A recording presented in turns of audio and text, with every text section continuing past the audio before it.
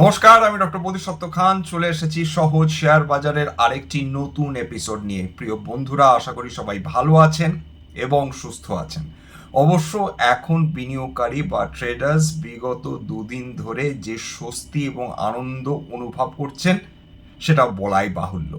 তার কারণ আমেরিকা এবং ইরানের মধ্যে শেষ পর্যন্ত শান্তি চুক্তি স্বাক্ষরিত হতে পারে বলে বিভিন্ন সংবাদপত্র তথা আমেরিকান প্রশাসন এবং ইরানের প্রশাসনের তরফ থেকে জানানো হচ্ছে। এর ফলে যেটা দাঁড়িয়েছে, যে সেক্টরগুলো, যে ওয়েলথগুলো সবচেয়ে বেশি সাফার করেছিল তারা ধীরে ধীরে কামব্যাক করা শুরু করেছে। বিশেষত বিগতকাল আমরা ভারতীয় শেয়ার বাজারে একটা দুর্দান্ত কামব্যাক র্যালি দেখেছি। শেয়ার মার্কেট, বিশেষ করে এশীয় শেয়ার বাজারগুলো যে তুমুল উত্থান দেখে চলেছে 2026-এ, সেটা আমরা চোখের সামনেই দেখতে পেয়েছি। এবং বিগতকাল ইরান আমেরিকার যে সম্ভাব্য চুক্তি হতে পারে তার ফলে এশীয় বাজারগুলোতে একটা ট্রিমেন্ডাস র্যালি এসেছে। ভারতীয় শেয়ার বাজারও তার থেকে বাদ পড়েনি। বিশেষত সেই পিছিয়ে পড়া সেক্টরগুলো বা যে সেক্টরগুলো এই যুদ্ধের কারণে সবচেয়ে বেশি সাফার করেছিল তারা দারুণভাবে কামব্যাক করছে বা দারুণভাবে ফিরে আসার চেষ্টা করছে। এবং এর সমস্ত কিছুর পেছনে দায়ী ক্রুড অয়েলের দামে লিটারালি ধস নামা। বিগত 2-3 দিন ধরে আমরা ক্রুড অয়েলের দামে যেভাবে পতন দেখছি সেটা এক কথায় দারুণ স্বস্তিদায়ক, বিশেষত ভারতীয় অর্থনীতির জন্য।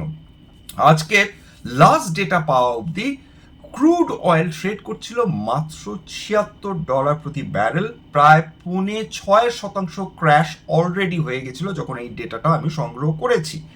ব্রেন্ট ক্রুড সেটা নেমে এসেছে $79 প্রতি ব্যারেল, 5% পতন চলে এসেছে। তার ফলে ভারতীয় অর্থনীতি যে সাংঘাতিক একটা রিলিফ পেয়েছে সেটা তো বলার অপেক্ষা অবশ্যই রাখে না। এর ফলে কোন সেক্টরসগুলো কামব্যাক করতে পারে সেটা আপনারা সবাই জানেন। যুদ্ধ 28শে ফেব্রুয়ারি 2026-এ শুরু হয়েছিল এবং একের পর এক কোল্যাপস করছিল ভারতের বিভিন্ন সেক্টরসগুলো, বিশেষত যারা সরাসরি বিদেশ থেকে, বিশেষ করে মধ্যপ্রাচ্য থেকে আনা তেল এবং গ্যাসের ওপর নির্ভরশীল। প্রথম ফার্টিলাইজার, যেটা প্রাকৃতিক গ্যাসের ওপর নির্ভরশীল, বিশেষত ফসফেট, এবং এই প্রাকৃতিক গ্যাস থেকে সেখানে যে অ্যামোনিয়া সেটা মিথেনে কনভার্ট করা এবং মিথেন থেকে ফসফেটে কনভার্ট করা ছিল অত্যন্ত গুরুত্বপূর্ণ একটা ফেজ, বিশেষ করে ভারতবর্ষে যেটা অত্যন্ত জনপ্রিয় যে সার রয়েছে ইউরিয়ার ক্ষেত্রে। আশা করা যাচ্ছে যে ইরান এবং আমেরিকার যুদ্ধ যদি সত্যি সত্যি শেষ হয়, এই ফার্টিলাইজার সেক্টর দারুণ রিলিফ পাবে। কারণ অধিকাংশ ক্ষেত্রে আমরা ফার্টিলাইজারের জন্য এমনভাবে ডিপেন্ডেন্ট এই বিদেশি আমদানির ওপর, এই মধ্যপ্রাচ্যে বিশেষ করে স্ট্রেট অফ হরমুজ বন্ধ হয়ে যাওয়ার পর থেকে আমরা সাফার করছিলাম। আশা করি সেই বাধাটা এবার কাটবে, এই বিপত্তিটা আমরা কাটবে। যে বিভিন্ন যে গাড়িগুলো সিএনজি ব্যবহার করে, এই মধ্যপ্রাচ্যে স্ট্রেট অফ হরমুজ বন্ধ হয়ে যাওয়ার পরে লিটারালি সিএনজির জন্য ঘন্টার পর ঘন্টা লাইন পড়ছিল, কারণ সিএনজি অপ্রতুল ছিল। সেই জট আশা করা যায় এইবার কাটবে। এরপর 2 নম্বর যে সেক্টর দারুণভাবে ক্ষতিগ্রস্ত হচ্ছিল আপনারা জানেন, অটো সেক্টর। তার কারণ যত ক্রুড অয়েলের দাম বাড়বে তত মানুষের মনে আশঙ্কা বাড়ছিল, এবং পেট্রোল এবং ডিজেলের দাম বাড়লে স্বাভাবিকভাবে এই আশঙ্কাটা ছিল যে ইন্টারেস্ট রেট হয়তো রিজার্ভ ব্যাঙ্ক অফ ইন্ডিয়া ভবিষ্যতে বাড়াতে বাধ্য হতে পারেন। যদি অলরেডি আমরা দেখেছি যে হোলসেল প্রাইস ইন্ডেক্স ইনফ্লেশন দারুণভাবে বৃদ্ধি পেয়েছে, কনজিউমার প্রাইস ইন্ডেক্স ইনফ্লেশন যদি রিজার্ভ ব্যাঙ্ক অফ ইন্ডিয়ার কন্ট্রোলের বাইরে চলে যায়, সেক্ষেত্রে আরবিআই হয়তো ইন্টারভেন করলেও করতে পারেন ইন্টারেস্ট রেট বৃদ্ধি করে। সেক্ষেত্রে মানুষ নতুন করে personal loan, home loan, auto loan নেওয়ার কথা দ্বিতীয়বারের জন্য ভাবতে পারেন। বিশেষ করে যখন যুদ্ধ চলছিল এই আশঙ্কায় অটো সেক্টর ক্ষতিগ্রস্ত হচ্ছিল, সেখানে এখন স্টেবিলিটি এসছে। রিয়েল এস্টেট সেক্টর আপনারা দেখেছেন দারুণ ক্ষতিগ্রস্ত হয়েছিল, সেইটা আবার ফিরে আসার চেষ্টা করছে।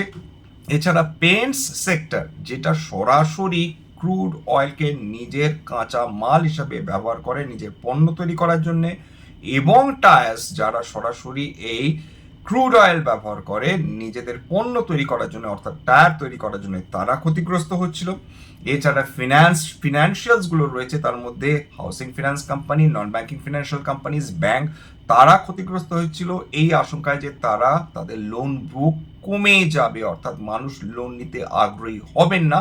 তার পেছনেও কিন্তু এই ইনফ্লেশনের ভীতি কাজ করছিল, সেগুলো ধীরে ধীরে কমতে শুরু করেছে। তার কিন্তু আমরা এফেক্ট দেখতে পাচ্ছি নিফটি ব্যাংকের মধ্যে।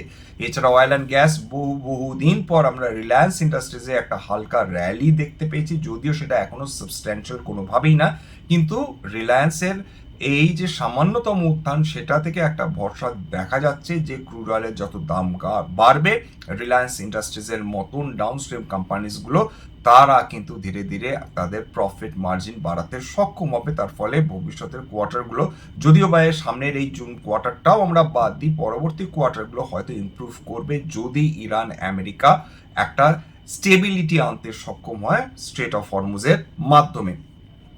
এবার চলে আসি যে ইরান এক্স্যাক্টলি কি করছে এই পজিশনে। দেখুন, ক্রুড অয়েল বেশ খানিকটা কমে গেছে নিঃসন্দেহে।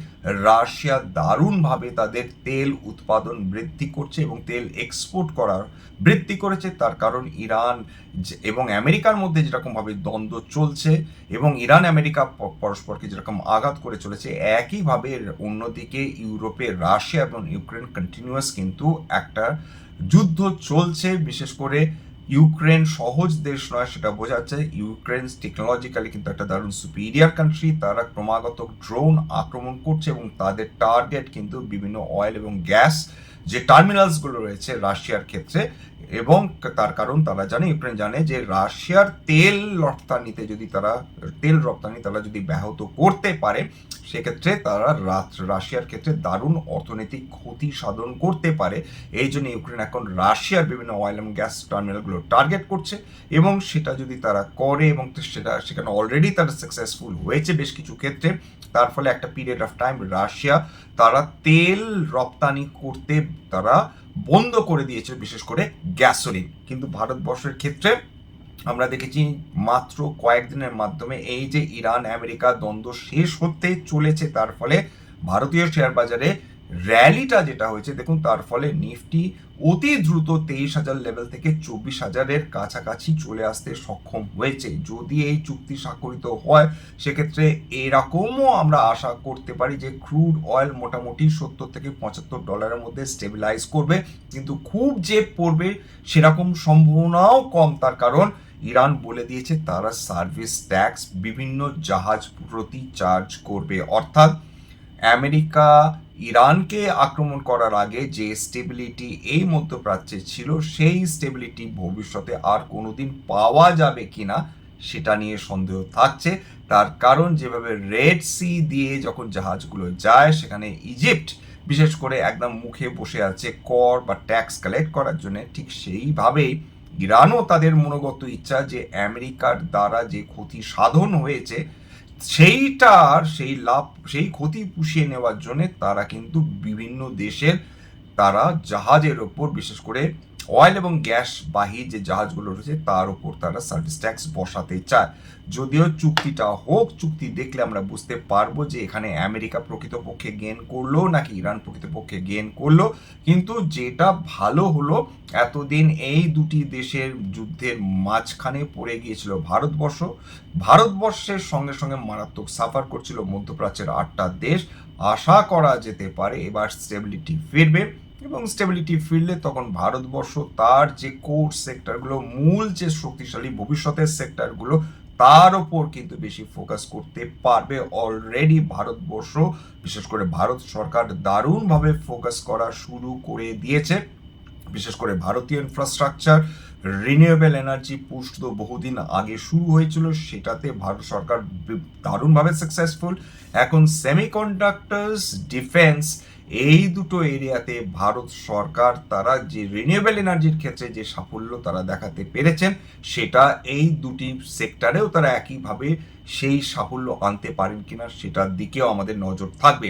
এছাড়া অলরেডি যেহেতু ইলেকট্রিক ভেহিকেল এবং ইলেকট্রিক ব্যাটারিজ দারুণভাবে রেলিভেন্ট হয়ে পড়েছে এবং আরও বেশি রেলিভেন্ট হবে ভবিষ্যতে, সুতরাং এই দুটো সেক্টরের ওপরও কিন্তু আমাদের নজর রাখতে হবে। এছাড়া 52 সপ্তাহের উচ্চতা বহু স্টকস ছুঁয়ে ফেলছে এবং বিশেষ করে যে সেক্টরসগুলোর ওপর ভারত সরকারের ফোকাস রয়েছে সেইগুলো কন্টিনিউয়াস র্যালি করে যাচ্ছে, বিশেষত ডিফেন্স সেক্টরের বিভিন্ন স্টকস, আর্টিফিশিয়াল ইন্টেলিজেন্স রিলেটেড বিভিন্ন স্টকস। ভারতবর্ষে যেগুলো রয়েছে সরাসরি এআই ডেভেলপমেন্ট হয়তো বা করছে না, কিন্তু এআই এর সঙ্গে যে সেক্টরসগুলো এআইকে সাপোর্ট দিতে পারে সেই সেক্টরসের অন্তর্গত বিভিন্ন কোয়ালিটি কোম্পানি কিন্তু দুর্দান্ত র্যালি করেছে বিগত এক মাস ধরে, এটা বলা যেতে পারে। যাই হোক, আজকে এখানে শেষ করছি। আশা করা যেতে পারে ভারতবর্ষের মার্কেট এখন স্টেবল থাকবে, কোয়ালিটি কোম্পানিজগুলোতে আমরা আশা করতে পারি আমরা ফার্দার মুভমেন্ট বা ইনভেস্টমেন্ট দেখতে পারি, এবং এফআইআইস বহু দিন পর আমরা দেখলাম যে আবার তারা বেশ কিছুটা বিনিয়োগ করেছে, যদিও মাত্রাতিরিক্ত বিনিয়োগ নয়, কিন্তু এই কন্টিনিউয়াস যে পতন চলছিল, কন্টিনিউয়াস এফআইআইসরা যে বিক্রি করে চলে যাচ্ছিল, সেটাতে অন্তত একদিনের জন্য হলেও তো ব্রেক লাগলো। ডলার সেটার টাকার তুলনায় বিগত কয়েকদিনে দুর্বল হয়েছে, সেটা ডেফিনেটলি ভারতের অর্থনীতি তথা ভারতের ইনপুটের ওপর একটা কম চাপ ফেলবে বলে ধারণা করা যায়। গোল্ড প্রাইসেস যে মুহূর্তে থেকে ইরান আমেরিকার যুদ্ধ বন্ধ হওয়ার সম্ভাবনা তৈরি হয়েছে, সেখান থেকে দারুণভাবে বৃদ্ধি পাওয়া শুরু করেছে। বিগতকাল প্রায় 3% কাছাকাছি র্যালি করেছিল এক সময়, আজকের মোরাললেস 0.6% উত্থান নিয়ে ট্রেড করছিল। যাই হোক, এখানে শেষ করলাম। স্ট্যান্ডার্ড ডিসক্লোজার যে কোম্পানিজগুলো নিয়ে আলোচনা করলাম, হতে পারে তাতে আমার বা আমার পরিবারের ভেস্টেড ইন্টারেস্ট থাকলেও থাকতে পারে, এবং ভবিষ্যতে এই ধরনের কোম্পানিজে যদি আমরা কিনি বা বিক্রি করি আগাম বিজ্ঞপ্তি দিয়ে কেনা বা বিক্রির কথা কিন্তু বলতে পারবো না। স্ট্যান্ডার্ড ডিসক্লেমার, এটা কেবলমাত্র একটা এডুকেশনাল চ্যানেল, বাঙালি বিনিয়োগকারীদের ইনভেস্ট অ্যাওয়ারনেস বৃদ্ধির জন্য। এখানে কোনো ধরনের কোনো শেয়ারের buy sell recommendation, suggestion, advice এমনকি ইনফ্লুয়েন্স করার প্রচেষ্টা নেই। আমার কথা শুনে যদি কোনো অ্যাসেট বা কোনো শেয়ারে বাই সেলের সিদ্ধান্ত নেন, ক্ষতির মুখোমুখি হতে পারেন। সুতরাং সবসময় একজন সেবি রেজিস্টার্ড ইনভেস্টমেন্ট অ্যাডভাইসারের পরামর্শ নেওয়ার চেষ্টা করবেন বা নিজে ডি ডিলিজেন্স করবেন, সেক্ষেত্রে আপনারা উপকৃত হলেও হতে পারেন। সবশেষে যেটা বলি, যদি এই ধরনের এপিসোড আপনাদের ভালো লাগে প্লিজ একটা লাইক দেবেন, প্লিজ সাবস্ক্রাইব করবেন, এবং যদি সত্যি মনে আমার বাঙালি ভাই বোনদের জীবনে একটুখানি ভ্যালু অ্যাড করতে পেরেছি, প্লিজ নিজে গ্রুপে শেয়ার করে দেওয়ার চেষ্টা করবেন। আজকের জন্য নমস্কার।